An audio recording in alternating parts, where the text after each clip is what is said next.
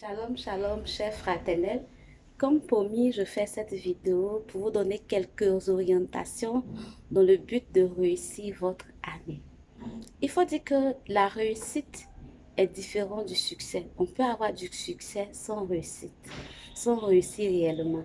La réussite est le résultat d'un processus objectif. Alors, pour qui veut réussir doit avoir des objectifs, doit pouvoir se fixer des objectifs. Et c'est lorsqu'on atteint ces objectifs qu'on dit qu'on a réussi. Et ces objectifs-là doivent aussi être spécifiques, doivent être mesurables, doivent être réalisables et déterminés dans le temps. Mais les objectifs en eux-mêmes émanent d'une vision. Il est important d'avoir une vision, c'est-à-dire une projection de son avenir, pouvoir se représenter son futur. Qu'est-ce qu'on veut être dans 5, 10 ans? Et la vision meilleure, la vision vraie, nous vient de l'Éternel. La Bible dit dans Proverbe 29 au verset 18 qu'un peuple sans révélation est sans frein. J'aime beaucoup la version de français courant qui dit que sans révélation de l'avenir, le peuple vit dans le désordre. Imaginez une voiture qui n'a pas de frein dans la circulation. Ça, c'est pour créer un accident. Et c'est comme ça les personnes qui vivent et qui n'ont aucune vision de leur vie. En fait, leur vision dépend du succès des autres. C'est-à-dire que quand tu vois quelqu'un a une réalisation, automatiquement, ça devient leur vision. Ils veulent être comme l'autre. Ils veulent avoir la même maison que l'autre, le même véhicule que ceci, le même mari que l'autre. Ils veulent avoir la vie des autres parce que eux-mêmes n'ont pas de vision. Et c'est de là que découle la sorcellerie, la jalousie, l'envie, le maraboutage. Parce que lorsque tu veux avoir la voiture que l'autre a et que tu n'es pas prêt à prendre le temps qu'il faut, parce que cette voiture ou cette maison que tu vois aujourd'hui, elle ne s'est pas construite en un coup. Ça a été une longue préparation. Maintenant, toi, tu vois ça aujourd'hui, tu veux avoir ça en même temps demain matin. Et tu vas rentrer dans le maraboutage. Et après, on va s'asseoir pour dire que non, les gens utilisent des pratiques mystiques pour réussir. Pourtant, ce n'est pas ça. Ils ont préparé leur réussite.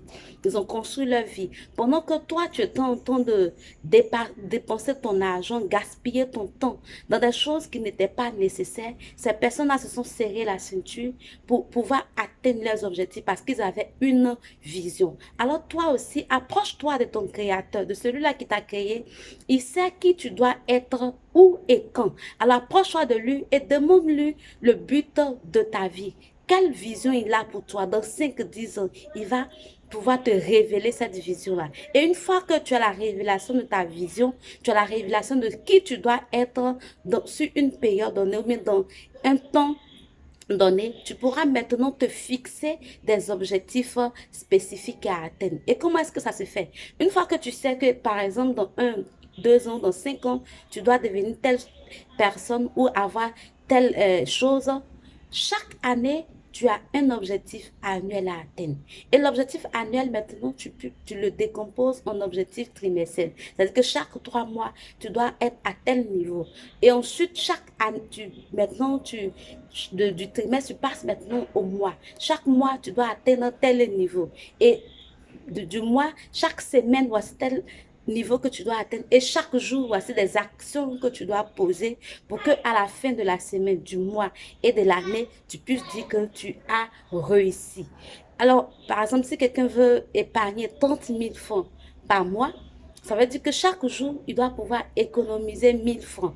Et ces 1 000 francs vont sortir d'où? Il ne va pas aller voler. Non, non, non. C'est dans les dépenses quotidiennes. Il doit faire des retenues pour qu'à la fin de la journée, il puisse avoir 1 000 francs pour que il puisse à la fin du mois avoir ces 30 000 francs.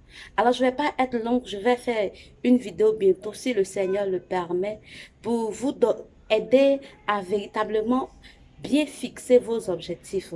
Pour là, on va s'arrêter là. On retient que pour réussir, il faut avoir des objectifs clairs.